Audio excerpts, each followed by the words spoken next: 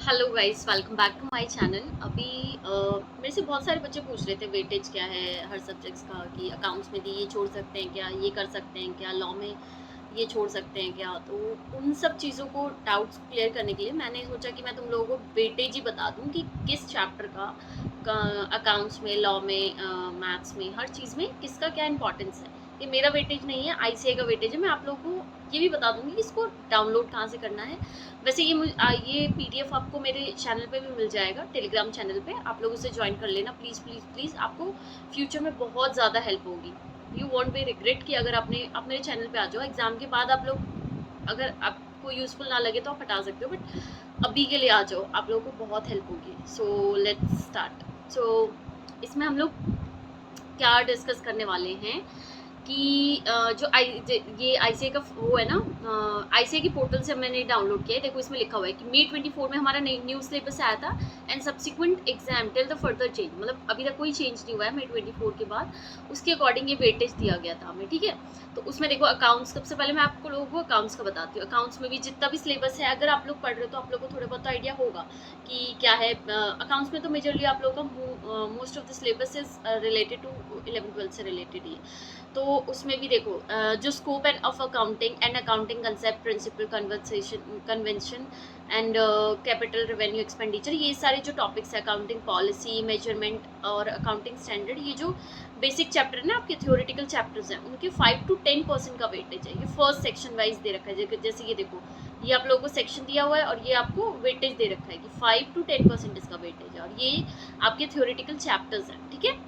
So and next आप लोग देखोगे ना, अकाउंटिंग प्रोसेस में क्या दे रखा है कि recording, accounting, transaction, principle, double double entry, bookkeeping. ये तो आपने 11th-12th में आपने बहुत अच्छे से करा होगा, बस इसका थोड़ा सा अच्छे से आपको यहाँ पढ़ाया जाएगा। और बैंक रिकन्सिलेशन, पता है 11th-12th में क्या होता है ना, कि आप लोगों के पास मान लो 11th में आपके पास 12 मंथ्स होते हैं, मतलब 11 मंथ होते हैं, 12th मंथ में आपकी जाके एग्जाम होते हैं। तो इसमें आपको थोड़ा सा एक्स्ट्रा पढ़ना पड़ता है, थोड़ा सा।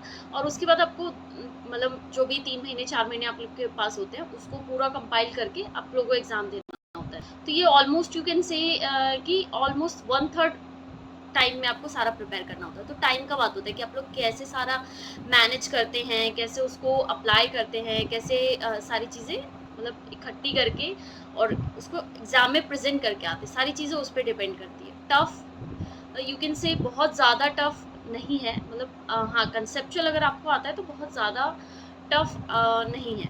अगर हाँ, आप लोग बहुत अपने कंसेप्ट क्लियर रखते हैं, बहुत ज़्यादा ही तो डाउट है ऑब्वियसली, थोड़ा बहुत तो लगेगा। इतना एग्ज़ाम है, ये है भाई, तो ऑब्वियसली थोड़ा सा तो होगा ही, बट मैनेजेबल है, यू कैन से मैनेजेबल है, अगर आप लोग अच्छे से तरीके से इसको एक उसमें करते हो।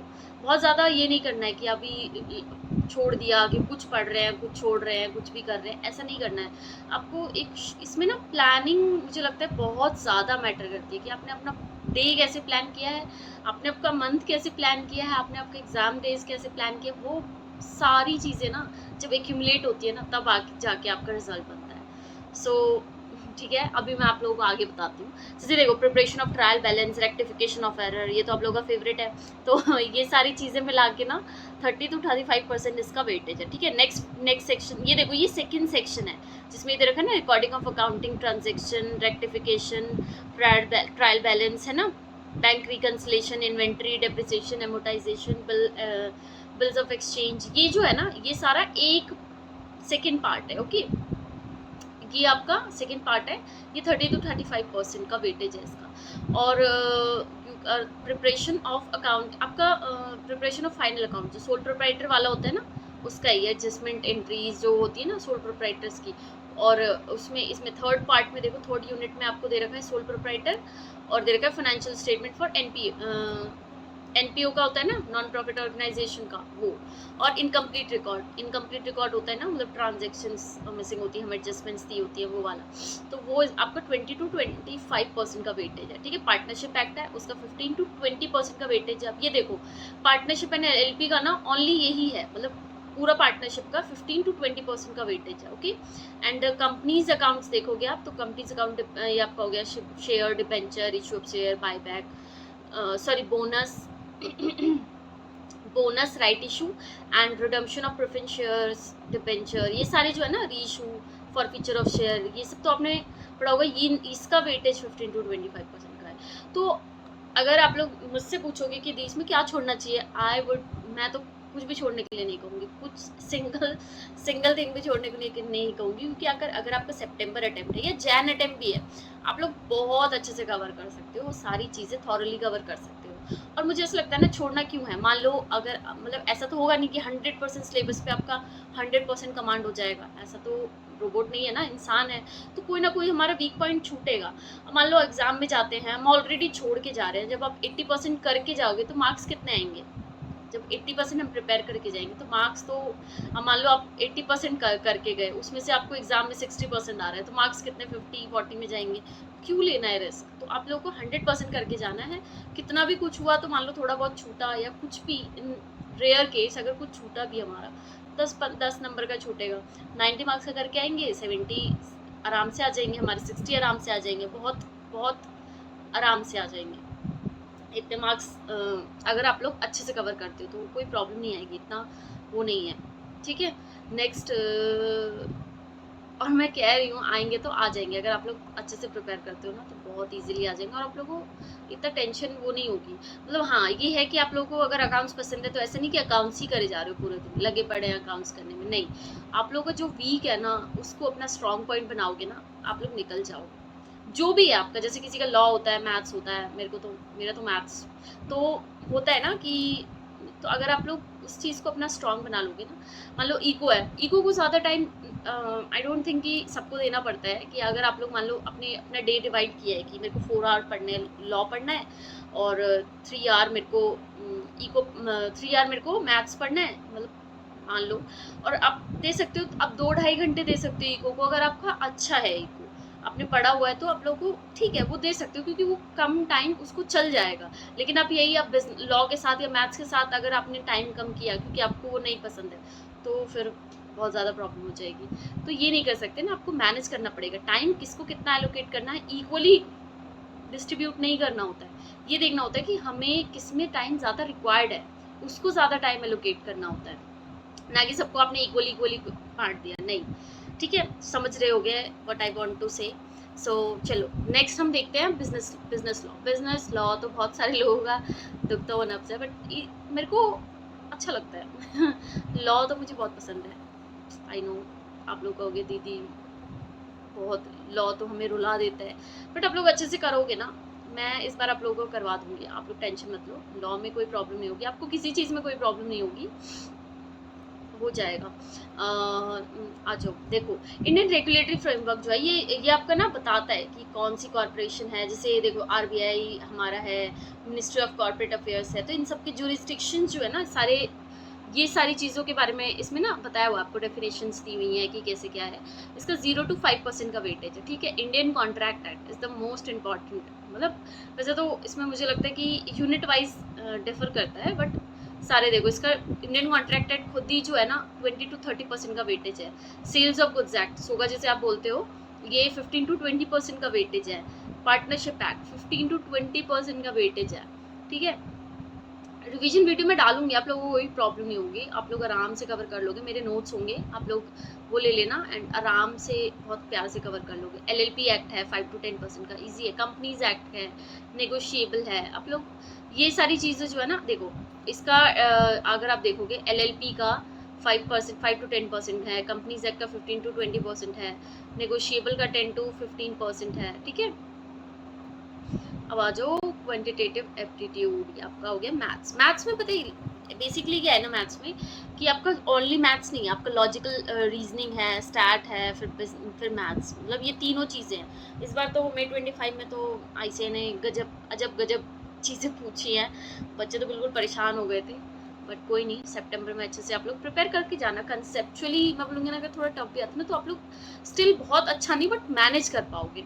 अगर पेपर थोड़ा सा भी इधर उधर भी होता है ना तो आप लोग मैनेज कर पाओगे। ठीक है, अब हमारे पास क्या है, अब हमारे पास है, देखो इसमें देखो क्या बोल रहे हैं, रेशियो जो है आपका, इक्वेशन है, लीनियर इनइक्वल एक्टिविटीज़ है, तो इसमें आपका 20 to 30% इसका वेटेज है। Mathematics and finance, simple interest, compound interest, ये सारी चीज़ें तो आपको वैसे भी आगे भी काम आएंगी इंटर में, फाइनल में। सिंपल इंटरेस्ट एफएम में काम आ जाएंगी, कंपाउंडिंग ऑफ इंटरेस्ट अगर आप इंटर में आप लोगों को काम आ जाएंगे, तो अच्छे से कर लेना। मैथ्स ज़्यादा यूज़ नहीं होता है आप लोगों को यहीं, अगर आप लोगों को मैथ्स ज़्यादा नहीं पसंद है ना, तो गुड न्यूज़ है, आप लोगों को यहीं बस ज़्यादा मैथ्स है, उसके बाद तो ज़्यादा मैथ्स है नहीं। नेक्स्ट है हमारे पास नॉमिनल इंटरेस्ट, यही सारे प्रेजेंट वैल्यू, ये सारी चीज़ें तो आपको फाइनल तक यूज़ में आएंगी, फाइनल में भी हैं। प्रेजेंट वैल्यू, एनपीवी निकालना, फ्यूचर वैल्यू, ये सब है, ठीक है। तो देखो ये इसका वेटेज कितना था देखा ना आपने, वेटेज था इसका 30 to 40%, क्योंकि ये इंपॉर्टेंट है। देखो सिंपल इंटरेस्ट, ये जो इंटरेस्ट वाला है ना पार्ट, ये आपका 30 to 40% का वेटेज है। और ये जो था आपका रेशियो, इक्वेशन, लीनियर इनइक्वालिटीज, ये आपका 20 to 30% का वेटेज था, ठीक है।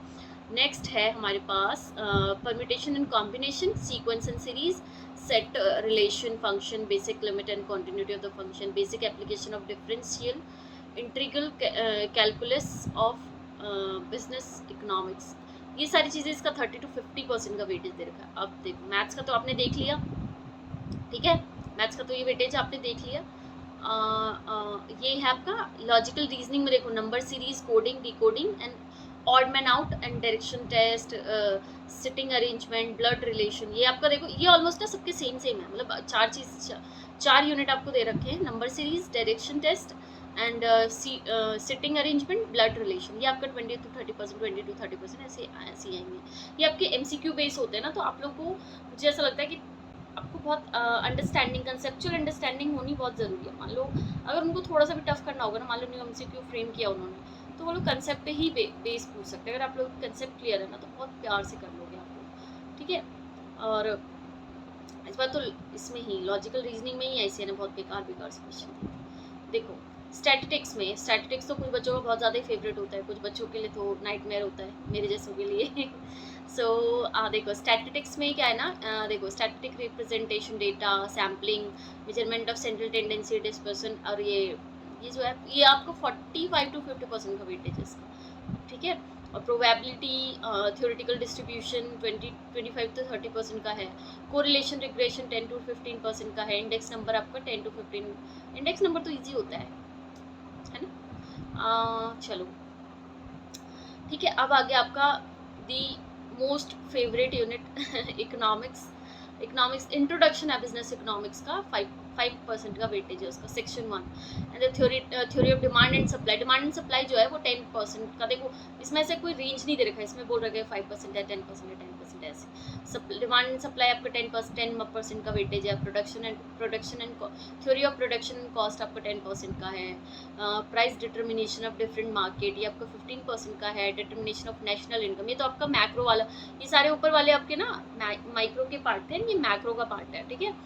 ये मैक्रो इकोनॉमी में है ना, aggregate of measurement of national income, determination of national income, ये 15%। बिजनेस साइकिल ये दे रखा है, पब्लिक फाइनेंस दे रखा है, ठीक है, money market, international trade, theory of international trade, ये सब दे रखा है ना, इंडियन इकोनॉमी, ये सारे आपके मैक्रो के पार्ट है।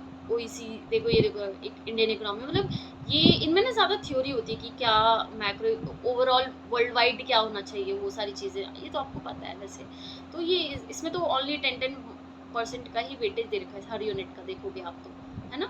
मतलब बिजनेस साइकिल का एक था, और ये थोड़ा नेशनल इनकम वाले 15 है, और प्राइस डिटर्मिनेशन 15 है, ठीक है। ये सारी चीज़ें बेसिकली मैं तो कहूँगी कि आप लोग को हर चीज़ देखो, इसमें भी लिखा हुआ है कि डेविएशन हो सकता है, 5% का कम ज़्यादा हो सकता है। आईसीए ने भी रिस्क नहीं लिया, उसने भी बोल दिया कि 5% का ज़्यादा या कम हो सकता है वेटेज में। मेरे अकॉर्डिंग तो आप लोग को सारी चीज़ें कवर करनी चाहिए, क्योंकि अभी आप लोगों के पास बहुत ज़्यादा सफिशिएंट टाइम है, ठीक है। और लॉ के लिए तो आप लोग मैं लेक्चर्स अपलोड करूँगी, वो देख सकते हो। एंड जो भी अगर आप लोगों को कोई भी डाउट आता है ना, तो आप लोग मेरा टेलीग्राम चैनल ज्वाइन कर लो, वहाँ पे आप लोग डिस्कस कर सकते हो एंड पूछ सकते हो मुझसे भी, कोई भी प्रॉब्लम होता है। एज अ एल्डर सिस्टर आप लोग मुझसे कोई भी पर्सनल अगर आप लोगों को लगता है कि आप लोगों को प्रॉब्लम आ रही है, तो आप लोग मुझसे आराम से डिस्कस कर सकते हो, ठीक है। एंड ये था वेटेज। अगर आप लोग को और कोई वीडियो चाहिए ना, आप लोग मुझे कमेंट सेक्शन में बता सकते हो, या फिर कुछ पूछना हो तो पूछ सकते हो, ठीक है। और ऑल दी वेरी बेस्ट। आप लोग स्टार्ट कर दो अब अच्छे से पढ़ना, मतलब वेटेज वेटेज देख के अपना अच्छे से पढ़ना स्टार्ट कर दो। आपके पास प्रॉपर प्लानिंग होनी चाहिए कि कब क्या कैसे करना है, सब सारी प्लानिंग होनी चाहिए। प्लानिंग मस्ट है, प्लानिंग अच्छे से होगी तो आप लोग प्लानिंग के साथ एग्जीक्यूशन भी है, कि नहीं कि आज प्लान बनाया फिर कल भी बना रहे परसों भी बना रहे, नहीं। प्लानिंग इंपॉर्टेंट है, उसके साथ एग्जीक्यूशन भी होना चाहिए आप लोगों का, ठीक है। And guys thank you so much, please please please subscribe to my channel. तो आप लोगों की हेल्प की बहुत ज़्यादा ज़रूरत है मुझे। मैं ऐसी वीडियोस लाती रहूँगी आप लोगों का। आप लोगों को कोई भी वीडियो चाहिए हो तो आप लोग मुझे कमेंट सेक्शन में बताना, मैं डेफिनेटली आप लोगों के लिए लेके आऊँगी। कोई भी प्रॉब्लम हो आप लोग मुझसे विदाउट एनी सेकंड थॉट आप लोग डिस्कस कर सकते हो, क्योंकि मैं भी एक स्टूडेंट थी। फाउंडेशन में जब थी तो प्रॉब्लम होती है, बहुत सारी चीज़ें नहीं पता होती, कोई होता ही नहीं है तो बहुत सारी प्रॉब्लम्स होती हैं कि किससे पूछें, क्या करें, कोई जज करेगा नहीं करेगा, कोई नहीं यार, तुम मुझसे पूछो, मैं तुम्हारी बड़ी बहन की तरह I will support you in best possible manner, जितना मेरे से होगा, ठीक है। Thank you so much and please do subscribe and join my Telegram channel. Thank you so much.